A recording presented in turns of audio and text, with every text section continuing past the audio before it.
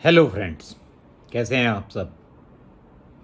मैं wellness coach Sudhir आप सबका अपने YouTube channel healthy is the new wealthy में स्वागत करता हूं। काफ़ी समय से आप लोगों की डिमांड आ रही थी, काफ़ी लोग मेरे को लिख रहे थे, कमेंट कर रहे थे कि आप हेयर फॉल के ऊपर कुछ जानकारी दें, कुछ वीडियो बनाएं हेयर फॉल के ऊपर। तो आज का वीडियो मैं हेयर ग्रोथ, हेयर फॉल के ऊपर लेकर के आया हूं।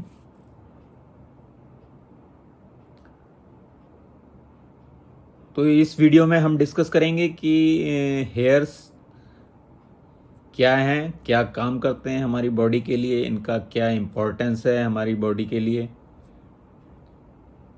किस न्यूट्रिशन की ज़रूरत होती है या किस न्यूट्रिशन की कमी से हेयर फॉल होता है, और किस न्यूट्रिशन को लेने से हेयर ग्रोथ हो सकता है। एक्सटर्नल हम क्या यूज़ कर सकते हैं हेयर ग्रोथ के लिए, हेयर केयर के लिए, और इंटरनली हमें क्या करना चाहिए, अपनी बॉडी को क्या न्यूट्रिशन देना चाहिए जिससे कि हेयर ग्रो हो और हेयर फॉल ना हो पाए। तो ये वीडियो बहुत ही इंटरेस्टिंग होने वाला है, तो अंत तक बने रहिए इस वीडियो के लिए। और आइए शुरू करते हैं अपना ये वीडियो हेयर फॉल के ऊपर।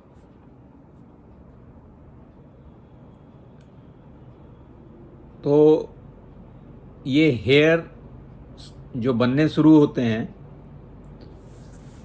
तो जब बच्चा जो है माँ के पेट में होता है और 22 वीक्स, जी हाँ, मतलब जब 22 वीक्स का होता है वो, उस समय तक उसकी पूरी बॉडी में सारे फॉलिकल्स बन जाते हैं। ये फॉलिकल्स क्या होते हैं? ये फॉलिकल्स हमारे जो स्किन की ऊपरी वाली लेयर है एपिडर्मिस, और उसके अंदर फिर एक और लेयर होती है जिसको डर्मिस बोलते हैं। वहाँ पर एक फॉलिकल की फॉर्मेशन होती है, बल्ब टाइप कंस्ट्रक्शन होती है उसकी, जिससे कि आपके हेयर बाद में ग्रो होते हैं और ग्रो होकर के स्कैल्प के बाहर आते हैं, स्किन के बाहर आते हैं। अब ये कितने होते हैं फॉलिकल्स? ये जिस समय बच्चा माँ के गर्भ में ही होता है उसी समय ये सारे बन जाते हैं, और ये वन टाइम बनते हैं और उसके बाद पूरी लाइफ टाइम वो सेम ही रहती है संख्या। तो आप सोचिए कि वो कितनी संख्या हो सकती है, 1000, 2000, 10,000, लाख, 10 लाख। तो आपको मैं ये बताऊं कि ये जो फॉलिकल्स बनते हैं ये 5 मिलियन होते हैं। इनका काउंट जो है 5 मिलियन होता है, 5 million all over the body, depending on the sex of the child, male female, तो उसी तरह से डिस्ट्रीब्यूट हो जाते हैं वो। तो वो फॉलिकल्स 5 मिलियंस होते हैं। सम मतलब उसके हेड्स पर होंगे, कुछ फेस पर आएंगे, कुछ पूरी बॉडी पे रहेंगे, आर्म्स पे रहेंगे, लेग्स में रहेंगे। तो ये फॉलिकल्स जो हैं 5 मिलियन होते हैं। और जब बच्चा पैदा हो जाता है तो फिर ये बाल फॉलिकल्स से निकलना शुरू होते हैं, ग्रो होना शुरू होते हैं। तो उस फेज़ को बोलते हैं एनाजेन। और ये एनाजेन फेज़ में फॉलिकल से हेयर ग्रो होकर के और आपकी स्किन से बाहर निकलता है। तो ये वो स्टेज है इसमें ग्रो होता है। तो ये जो सेल्स होते हैं इसके हेयर के, वो मल्टीप्लाई होते हैं, और मल्टीप्लाई सेल्स भी कितनी तेज़ी से होते हैं कि एवरी 22 टू 23 आवर्स मल्टीप्लाई होकर के डबल हो जाते हैं। फिर वो सबसे ज़्यादा जो मल्टीप्लाई होते हैं सेल्स जो जनरेट होते हैं वो हेयर्स के ही होते हैं। ये आपके जनरेट होते हैं, वो बनता है, उसके बाद फिर वो नया बन जाता है, वो उसको पुश कर देता है आगे, वो फिर और आगे पुश कर देता है। इस तरह से करके वो हेयर बाहर निकल के आते हैं। तो ये आपका फॉलिकल्स अंदर रहता है, फॉलिकल्स के नीचे एक कंस्ट्रक्शन होती है, वहाँ पर आपके ब्लड की जो अपनी आर्टरीज़ हैं वो जाती हैं और वो उसको न्यूट्रिशन देती हैं। तो उसको और उसके बाद जो ऊपर फॉलिकल से ऊपर आकर के और ये स्किन के ऊपर आके जो आ जाता है, जिसको शाफ्ट बोलते हैं। तो ये शाफ्ट जो है ये हेयर होते हैं एक्चुअली, और ये हेयर्स आपके जो ग्रोथ इनकी रेट होती है हेयर ग्रोथ की ह्यूमंस में बहुत ही छोटी होती है, जो नोटिसेबल नहीं होती है, आप नोटिस नहीं कर सकते हैं। 0.3 टू 0.4 mm पर डे के रेट से आपके हेयर ग्रो होते हैं। और पर मंथ में अगर हम इनकी लेंथ देखें तो 6 इंचेस पर मंथ से ज़्यादा हेयर की ग्रोथ नहीं होती है। और एनाजन फेज़ में जो ग्रो होते हैं वो सबसे ज़्यादा उसी में ग्रो होते हैं। तो उसमें 28 डेज़ में 1 सेंटीमीटर वो ग्रो कर जाता है, और अंदर ग्रो होने के बाद फिर वो बाहर निकल आता है और बाहर निकल के फिर ग्रो होना शुरू हो जाता है। तो एनाजन फेज़ जो है ये 2 इयर्स टू 6 इयर्स रहता है। इसमें मैक्सिमम आपका उस समय होता है जिस समय एडोलेसेंट और एडल्ट जो एज होती है, उस एज में प्यूबर्टी एज है, उस एज में मैक्सिमम ग्रोथ होती है हेयर्स की भी। तो आपका ये एनाजन फेज़ होता है जिसमें हेयर ग्रो होता है। उसके बाद नेक्स्ट फेज़ होता है कैटाजन फेज़। कैटाजन फेज़ में उसकी ग्रोथ बंद हो जाती है और वो मतलब स्लो डाउन हो करके उसका बोलेंगे आप कि वो डिके होना शुरू हो जाता है। उसको कैटाजन फेज़ बोलते हैं। और कैटाजन फेज़ के बाद जो है वो फिर और थिन हो जाता है हेयर, और थिन होने के बाद वो अपने रूट से निकल जाता है, मतलब डेड हो गया, उसका काम ख़त्म हो गया, वो टूट गया। तो आप ये देखें कि 40 टू 100 हेयर्स पर डे के हिसाब से आपके नेचुरल लॉस होता है। इतने अगर आपके बाल गिर रहे हैं तो वो आपको पता भी नहीं लगेंगे। तो ये maximum 100 hairs per day natural है कि आपका इतना फॉल तो होना ही है, क्योंकि ये फेज़ आएगा उसका कैटाजन के बाद टीलोजन फेज़ आएगा, उसमें वो निकल जाएंगे। और निकलने के बाद वो निकल जाएगा, उसके बाद जो फॉलिकल से फिर से एक नया साइकिल शुरू होगा, एनाजन फेज शुरू होगा, उससे वहाँ से फिर नया हेयर जो है ग्रोथ होगा उसका, वो बाहर निकलेगा, फिर कैटाजन फेज़ में आएगा, कैटाजन के बाद फेज़ में आने के बाद फिर टीलोजन फेज़ में जाएगा, फिर वो हेयर फॉल हो जाएगा, निकल जाएगा। तो ये एक साइकिल है, नेचुरल साइकिल है, और उसमें प्रोसेस के अकॉर्डिंगली जो है ये हेयर्स बनते रहते हैं, बढ़ते रहते हैं, और आपके निकलते रहते हैं, झड़ते रहते हैं। ये नेचुरल प्रोसेस है। और आपके जो बचपन में जो जितने फॉलिकल्स बन गए हैं, मैंने बताया कि वो उनकी काउंट जो है वो चेंज नहीं होती है, वो इंक्रीज़ नहीं होते हैं। तो जब आप बच्चा होता है छोटा, तो उसका जो सरफेस एरिया है, जो स्किन है, वो कम है। उसके बाद जैसे जैसे ग्रोथ होती है तो वो बड़ा होता है, तो स्किन का एरिया बढ़ जाता है, लेकिन वो फॉलिकल की जो काउंटिंग है वो सेम है। तो उसके इनिशियली जो जितने घने बाल होते हैं वो उतने घने ना हो करके, डेंस ना हो करके, वो क्योंकि स्किन का एरिया बढ़ गया और उसी में फॉलिकल सेम से वहीं से वो आपके हेयर्स ग्रो होकर के बाहर आ रहे हैं, तो वो थिन हो जाएगा। तो ये जब बाल हेयर फॉल शुरू होता है तो वो आपका जो है बाल जो है पहले लाइट होने लगते हैं, वहाँ से झड़ करके कम होने लगते हैं, और फिर आपके झड़ जाते हैं और नए ग्रो नहीं हो रहे हैं, तो वहाँ से बाल्डनेस आने लगती है। उसको बहुत कई तरह की बाल्डनेस होती है, मेल टाइप बाल्डनेस, और लेडीज़ में भी बाल्डनेस होती है। तो वो पैचेस के रूप में भी बाल निकलने लगते हैं, या हर जगह से थोड़े थोड़े निकलते हैं यूनिफॉर्मली, तो उस तरह के होते हैं। पैचेस में निकलता है तो उसको एलोपेशिया बोलते हैं। तो ये आपके जो है किस तरह से बाल बनते हैं, बाल बनने के लिए किस चीज़ के बनते हैं, ये प्रोटीन के बनते हैं। और प्रोटीन क्या होता है, वो केराटिन प्रोटीन होता है, उस केराटिन से ये आपके हेयर्स की फॉर्मेशन होती है, हेयर्स बनते हैं। हेयर्स को आप आपका जो मैंने ये बताया, तो उसके लिए आपको इंटरनली न्यूट्रिशन की जो ज़रूरत है, उसके लिए आपको प्रोटीन, आपको पूरी डाइट मिलनी चाहिए। क्योंकि अगर आप प्रोटीन पूरी नहीं लेंगे, प्रोटीन कितनी लेनी है आपको, 1 ग्राम पर केजी ऑफ बॉडी वेट। अगर आप 80 केजी के हैं तो आपको 80 ग्राम प्रोटीन डेली लेना है, या मिनिमम 0.8 ग्राम पर केजी ऑफ बॉडी वेट, इतना तो लेना ही लेना है। अदरवाइज़ आप मेल न्यूट्रिशन में आएंगे और कुपोषण वाले में आएंगे। आपको प्रोटीन ही नहीं मिलेगा तो आपके बाल कहाँ से बनेंगे और कहाँ से ग्रो करेंगे। तो आपको न्यूट्रिशन बहुत ज़रूरी है इनर। ऊपर से आप कुछ जो लगाते रहते हैं बाहर से, ऑयल या शैम्पू या ये सब चीज़ें, इन सब चीज़ों का फ़र्क इतना नहीं पड़ता है। और जो अंदर से आपको न्यूट्रिशन बालों को मिलता है, उसी से वो ग्रो होते हैं। तो बालों के लिए आपको प्रोटीन सफिशेंट लेना है, न्यूट्रिशन डाइट लेनी है, आपको हेल्दी फैट्स लेना है। हेल्दी फैट्स में ओमेगा 3 फैटी एसिड्स आपके उसमें होना चाहिए फूड में। और कुछ विटामिन्स हैं, विटामिन ए, डी, ई और के, ये जो चारों फैट सॉल्युबल विटामिन्स हैं, तो उसके लिए फ़ैट ज़रूरी है आपको। मैंने बताया ओमेगा 3 फैट्स आपको लेना है। और ये विटामिन्स आपको मिलने चाहिए आपके खाने में, और वहाँ में अगर खाने में नहीं मिल पाते हैं तो सप्लीमेंट के रूप में विटामिन ए, डी, ई और के। और आप इसके अलावा आयरन डेफिशिएंसी होती है तब भी बाल झड़ते हैं, और विटामिन सी की कमी होती है तब भी आपके बाल झड़ जाते हैं। ये तो बात हुई आपको न्यूट्रिशन की। अब इसमें अगर हेयर केयर देखें, आपकी हेयर केयर में हम लोग क्या मिस्टेक करते हैं, जेंट्स हों या लेडीज़ हों। लेडीज़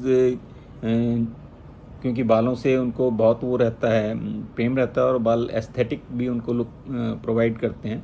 तो उसके लिए उसमें जो क्या क्या कॉमन मिस्टेक्स वो करते हैं हम लोग, उसमें नंबर 1 पे आता है हीटिंग टूल्स। अगर हम फ्रीक्वेंटली यूज़ कर रहे हैं हीटिंग टूल्स में, मैं बताऊंगा आपको, स्ट्रेटनर्स हैं जो लेडीज़ स्ट्रेटनर्स यूज़ करती हैं बाल स्ट्रेट करने के लिए। और आपके ब्लोअर्स हैं, ड्रायर्स हैं, हेयर ड्रायर हैं। उसको हाई टेम्परेचर पे अगर आप यूज़ कर रहे हैं फ्रीक्वेंटली, तो उससे जो है आपके बाल थिन होते हैं और वीक होते हैं, और आपके हेयर फॉल का एक बड़ा रीज़न है हीटिंग टूल्स का ज़्यादा यूजेस। नंबर 2 पे आता है आपका फ्रीक्वेंट चेंजेस ऑफ शैम्पू और ऑयल एंड शैम्पू का फ्रीक्वेंट यूज़। वो अगर आप फ्रीक्वेंट करते हैं, कभी ये ऐड देखा कि ये वाला शैम्पू अच्छा है तो ये यूज़ करने लगे, दूसरा देखा तो दूसरा अच्छा लगने लगा, उसको करने लगे। तो ये फ्रीक्वेंट यूज़ जब हम करते हैं, और मोस्टली जो केमिकल बेस्ड जितने भी शैम्पूज़ हैं और जिसमें सल्फेट है, और तो वो सारे शैम्पू बहुत नुकसान देते हैं। और शैम्पू में भी आप अगर ज़्यादा शैम्पू करते हैं, डेली शैम्पू कर रहे हैं, तो आपके वो बालों के लिए बहुत ही नुकसानदेह होता है, उससे आपके बाल झड़ते हैं। आप केमिकल शैम्पू जितना यूज़ करेंगे तो उससे आपके बालों को नुकसान है। और तीसरा जो सबसे बड़ी मिस्टेक्स हम करते हैं वो है कि जब वेट होते हैं आपके हेयर, उस समय उनको आप कुछ जो भी करते हैं वेट हेयर्स में, आप कॉम्ब करते हैं। इवन कॉम, अगर कोई फाइन कॉम यूज़ कर रहे हैं तो उसमें बाल उलझ जाते हैं उस समय, क्योंकि वेट जब होते हैं हेयर उस समय वो वीक होते हैं, तो उस समय वो फिर बहुत ज़्यादा हेयर फॉल होता है। बहुत से लेडीज़ देखा हुआ है कि बाल पूरा सुखाने से पहले ही उनको सुखाने के लिए टॉवल से या किसी चीज़ से उसको ऐसे ऐसे झटकते हैं, तो उससे उनके बाल गिरते हैं। तो वो सब नहीं करना चाहिए। गीले बालों को जितना कम से कम हैंडल करेंगे आप, उतना आप बेनिफिट रहेंगे और आपके बाल नहीं झड़ेंगे। वो आपको कॉम भी अगर करना है, मजबूरी है, तो उसमें आप मोटे वाले कॉम जो जिसमें बड़े बड़े दूर दूरी पे वो उसके टीथ हो, वो उससे करें जिससे उलझे नहीं बाल उसमें, तो उससे आप कर सकते हैं और धीरे धीरे कर सकते हैं उससे। और ब्लोअर भी आप अगर यूज़ कर रहे हैं तो कम टेम्परेचर पे ब्लोअर को यूज़ करें, और दूर से ब्लोअर को रख करके उसको यूज़ करें, तो आपको इतना हार्मफुल नहीं होगा। उसके बाद स्ट्रेस और एंग्जाइटी अगर आप लेते हैं तो उससे भी आपके बाल झड़ते हैं। और पांचवा जो मेजर रीज़न है कि आप अनहेल्दी फूड खाते हैं, आप स्पाइसेस फूड ले रहे हैं और जंक फूड ज़्यादा खा रहे हैं जिसमें आपको न्यूट्रिशन नहीं मिल रहा है आपकी बॉडी को, तो वो भी आपके हेयर लॉस में जिम्मेवार है। और तीसरा जो है आपका ब्लड सर्कुलेशन वहाँ पे कम है, तो ब्लड सर्कुलेशन के लिए आपको रिकमेंड करते हैं कि आप ऑयल, कोई भी अच्छा oil, light oil, natural oil, वो कोई सा भी ऑयल हो सकता है। आप कोकोनट ऑयल यूज़ कर सकते हैं, आप मस्टर्ड ऑयल यूज़ कर सकते हैं, आप जो भी ऑयल यूज़ करते हैं उसको आप यूज़ करें, और at least 3 to 4 times a week आप ऑयल से आपको मसाज करें।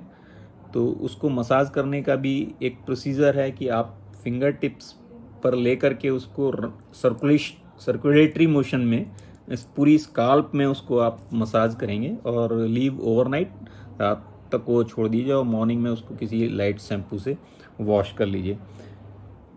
तो आपको ये 3 to 4 टाइम्स ए वीक मतलब करना चाहिए ऑयल मसाज।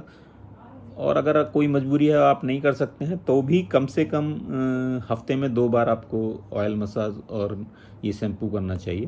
तो शैम्पू आप माइल्ड शैम्पू यूज़ करेंगे, कोई ज़्यादा वैसा शैम्पू नहीं यूज़ करें जो हार्श हो, और शैम्पू के साथ साथ फिर कंडीशनर भी यूज़ करें, क्योंकि शैम्पू से आपके हेयर्स का सारा ऑयल जो होता है, नेचुरल ऑयल और वो मॉइस्चर वो निकल जाता है, तो वो फिर ड्राई हो जाते हैं। तो ड्राई जो हैं वल्नरेबल होते हैं फॉल टूटने के लिए, ब्रोक हो जाएंगे या टूट जाएंगे, फॉल होगा, तो उसके लिए है। उसके अलावा आपको जो ब्लड सर्कुलेशन बढ़ाना है तो आपको रेगुलर एक्सरसाइज करनी चाहिए। यस, रेगुलर एक्सरसाइज जो है सिर्फ आपकी बॉडी के लिए ही नहीं, आपके बॉडी के हर चीज़ के लिए, हर फंक्शन के लिए बहुत ज़रूरी है। और अगर आप मिनिमम 15 मिनट्स एक्सरसाइज डेली करते हैं तो उससे आपके ब्लड सर्कुलेशन अच्छा रहता है और आपके बाल हेल्दी रहते हैं। और उसके अलावा एक थर्ड और है पार्ट जिसमें आप ये जो फिंगर नेल्स हैं उनको रब कर सकते हैं। ये फिंगर्स हैं, उनको आपस में लेकर के उनको रब कर सकते हैं। तो ये फाइनली जो है ये हमारा ब्लड सर्कुलेशन बढ़ाते हैं और उससे हमारे बालों की ग्रोथ होती है। एक अगर आपको कोई हार्मोनल इम्बैलेंस है और आप कोई हार्मोन थेरेपी ले रहे हैं तो उससे भी बाल झड़ते हैं, तो वो उतना ही लें जितना आपको डॉक्टर प्रेस्क्राइब करता है, जितने टाइम तक करता है।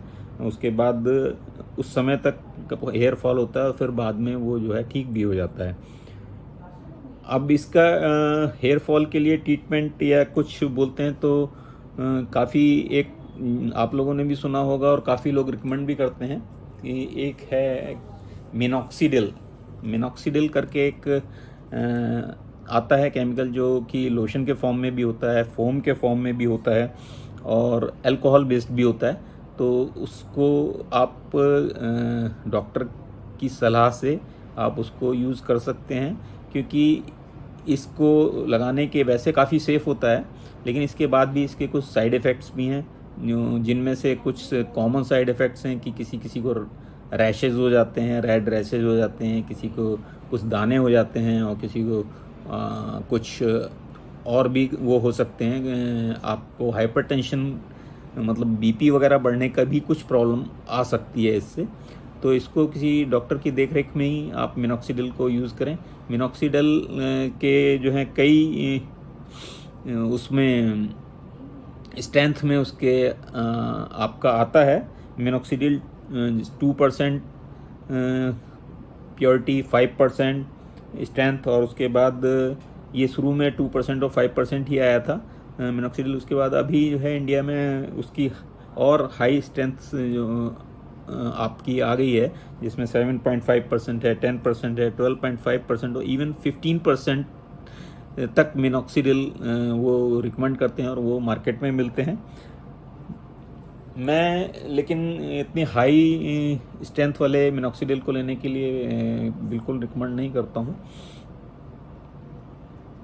मेल्स को अगर मेल मिनॉक्सिडिल यूज़ करना है तो उसको मैक्सिमम 5% स्ट्रेंथ वाला यूज़ करना चाहिए, और लेडीज़ को सिर्फ 2% स्ट्रेंथ वाला मिनॉक्सिडिल आप यूज़ कर सकते हैं। ये कई ट्रेड नेम से आते हैं, मिनटॉप है, आपका मिनॉक्सिडिल के नाम से भी आता है, तो वो आप डॉक्टर की सलाह से ले सकते हैं। और इसके कुछ आपके इंडिकेशंस और वो भी हैं, तो उसमें मेन इंडिकेशन ये है कि ये इनिशियली जो है आपका हेयर फॉल को नेचुरली हेयर फॉल को तो नहीं रोकता है, नहीं क्योर करता है, लेकिन अगर आपका किसी प्रॉब्लम की वजह से हेयर फॉल है और आप मिनोक्सिडिल डॉक्टर ने रिकमेंड किया और आप इसको यूज़ कर रहे हैं, तो ये शुरू के 2 महीने तक, अप टू 2 मंथ्स तक हेयर फॉल इससे रुकता नहीं है, बल्कि आपको इस तरह का फील होगा कि हेयर फॉल बढ़ रहा है। तो हेयर फॉल बढ़ता है इन द सेंस कि मतलब जो वीक हेयर्स होते हैं वो निकल जाते हैं, और हेयर फॉल होता है तो ये जनरली क्या होता है कि पेशेंट जो है 1 महीने या 2 महीने में ही देखता है कि कोई मेरे को फ़ायदा नहीं हो रहा, बल्कि मेरे को हेयर फॉल और बढ़ गया है, तो वो उसको छोड़ देता है। तो ये इसको ऐसा नहीं करना है, इसका फिर आपको कंटिन्यू यूज़ करना है, डॉक्टर के सुपरविज़न में रहना है। तो 3 मंथ्स के बाद, अगर 3 मंथ्स कंटिन्यूअली आप इसको यूज़ कर रहे हैं, तो उसके बाद फिर इसके कुछ रिजल्ट्स आपको देखने को मिलते हैं। और यही एक ऐसा केमिकल है जो हेयर फॉल में यूज़ करते हैं, और अगर ये आपको सूट करता है और तो रिजल्ट्स इसके 3 महीने के बाद आपको अच्छे रिजल्ट्स मिलेंगे, हेयर ग्रोथ आपकी इंक्रीज़ होगी। और ये जो है आप 1 ईयर तक कंटिन्यूसली इसको यूज़ करते रहते हैं तो आपको इसकी बेटर रिजल्ट्स मिलते रहते हैं और आपका हेयर फॉल रुका रहता है। 1 साल के बाद आपको फिर ऐसा लगेगा कि ये अपनी एफिकेसी खो चुका है या अब आपको उतना फ़ायदा नहीं हो रहा है। तो 1 साल के बाद आप उसमें क्यों नहीं करता है, एफिकेसी कम हो जाती है, वो बोलते हैं मिनोक्सिडिल टॉलरेंस आ जाती है बॉडी के अंदर। क्यों, बॉडी के अंदर जब रेगुलर कोई चीज़ उसको मिल रही है तो वो फिर उतनी क्वांटिटी को टॉलरेट कर लेता है। तो इसीलिए जो मैं रिकमेंड करता हूँ कि स्मॉल या कम स्ट्रेंथ वाले मिनोक्सिडिल से स्टार्ट करना चाहिए, 2% फॉर लेडीज़ और 5% जेंट्स, जिससे कि अगर आपका 1 ईयर बाद आपको मिलता है कि टॉलरेंस आ गया है और अब आपको कोई उससे बेनिफिट नहीं मिल रहा है, तो आप उसको इंक्रीज़ कर सकें और उससे ऊपर 7.5% या 10% पर जा सकें। और इंटरमिटेंट भी यूज़ कर सकते हैं, लेकिन मिनिमम आप जब तक इसको 3 मंथ्स नहीं यूज़ करेंगे कंटिन्यूसली, तब तक आपको रिजल्ट्स नहीं मिलेंगे। इनिशियल मैंने बताया कि इनिशियल फेज़ में इससे हेयर फॉल रुकता नहीं है, बल्कि इंक्रीज़ होता है, क्योंकि इंक्रीज़ इन द सेंस कि जो वीक हेयर्स और कमज़ोर हेयर्स होते हैं वो निकल जाते हैं, आपके हेयर फॉल हो जाता है उनका। ये तो एक इसका सॉल्यूशन में बताया मैंने, जो केमिकल सॉल्यूशन है। डॉक्टर्स में भी डर्मेटोलॉजिस्ट जो रहते हैं उनसे आप कंसल्ट कीजिए और उनकी सुपरविज़न में आप इसको यूज़ कर सकते हैं। इसके बाद एक और भी प्रोडक्ट है, हेयर ग्रोथ वाइटलाइज़र, जिसमें रिडेंसाइल करके एक केमिकल है जो काफ़ी हेयर ग्रोथ के लिए काफ़ी अच्छे रिजल्ट्स हैं उसके। आप उसको भी यूज़ कर सकते हैं और वो मिनोक्सिडिल से कम हार्मफुल है और उसके इतने ज़्यादा नुकसान नहीं है। उस तरह कंपनी का आता है वो, अगर आप उसको ट्राई करना चाहें तो उसे मेल्स फीमेल्स कोई भी ट्राई कर सकते हैं। लेकिन मैं क्योंकि मतलब आपका वेलनेस कोच हूँ और डॉक्टर नहीं हूँ, तो मैं रिकमेंड यही करता हूँ कि न्यूट्रिशन आपको पूरा लेना चाहिए। और जो मैंने हेयर केयर बताई कि आपको हीटिंग टूल्स कम से कम यूज़ करने हैं, आपने हेयर ड्रायर कम यूज़ करना है, वेट हेयर को हैंडलिंग कम से कम करनी है, उनको कुछ ज़्यादा कॉम नहीं करना है, वेट कंडीशंस में बालों को हेल्दी फूड खाना है, आपको पूरी 8 घंटे की नींद लेनी है, स्ट्रेस और एंजाइटी ये सब आप वो करनी है। और कुछ अगर डिजीज़ हैं जैसे डैंड्रफ है, उनको क्योर करने के लिए आपने उसके मेजर्स लेने हैं। जब डैंड्रफ हो जाए तो ख़त्म हो जाएगा, तो आपका हेयर फॉल नहीं होगा। तो ये आपको हेयर फॉल के ऊपर ये मैंने एक वीडियो बनाया और कॉमन जानकारी दी है आपको, तो इसको आप जो है यूज़ कर सकते हैं और इसको देख सकते हैं। इसके बाद भी अगर आपके कुछ क्वेश्चंस हो, आप कमेंट बॉक्स में आप मेरे को लिख करके और कमेंट कर सकते हैं, तो उसके ऊपर फिर मैं आपको वीडियो बनाऊंगा। उम्मीद है आपको मेरा ये वीडियो पसंद आया होगा, जिसमें आपको बेसिक जानकारी दी है हेयर फॉल की, हेयर के बनाने की और हेयर फॉल्स की। अगर आपको ये मेरा वीडियो पसंद आया हो तो इसको लाइक कीजिए, शेयर कीजिए, और अगर अभी तक आपने मेरा चैनल सब्सक्राइब नहीं किया तो चैनल को सब्सक्राइब कीजिए और उसका बेल आइकन को दबाइए, जिससे आपको मेरे आने वाले नए वीडियोस की इंफॉर्मेशन मिलती रहे टाइमली। Thank you.